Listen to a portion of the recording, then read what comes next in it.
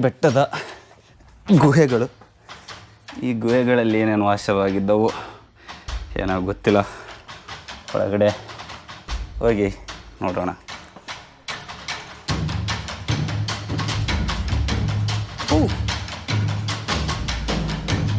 ಯಾವುದು ಪ್ರಾಣಿ ವಾಸವಿತ್ತೇನೋ. ಬೆಟ್ಟದಲ್ಲಿ ಸಾಕಷ್ಟು ವಿಷಯಗಳನ್ನು ನೋಡಿದ ಮೇಲೆ, ಕಲಾಕೃತಿಗಳನ್ನು ನೋಡಿದ ಮೇಲೆ, ಇನ್ನೊಂದು ವಿಶೇಷವಾಗಿ ಇಲ್ಲಿ ಒಂದು ಆಕೃತಿಯನ್ನು ನಾವು ನೋಡ್ಬೋದು, ರೇಖಾಚಿತ್ರವನ್ನು ಸಹ ನಾವು ಕಾಣ್ಬೋದು. ಪಜಲ್ ಥರ ಕಾಣುತ್ತೆ. ಇದು ಯಾವ ಥರದ ಪಜಲು, ಆಮೇಲೆ ನಿಧಿಗೆ ದಾರಿಯನ್ನು ಸೂಚಿಸುವಂಥ ಶಾಸನ ಥರ ಕಾಣುತ್ತೆ. ಇನ್ನೊಂದು ಏನಪ್ಪ ಅಂದರೆ ಇದು ದೀಪದ ಥರ ಸಹ ಕಾಣುತ್ತೆ. ಸೊ ಏನೋ ಗೊತ್ತಿಲ್ಲ, ಬಟ್ ಇಲ್ಲಿ ಈ ವಿಶೇಷವಾಗಿ ಈ ರೇಖಾಚಿತ್ರವನ್ನು ನಾವು ಕಾಣ್ಬೋದು.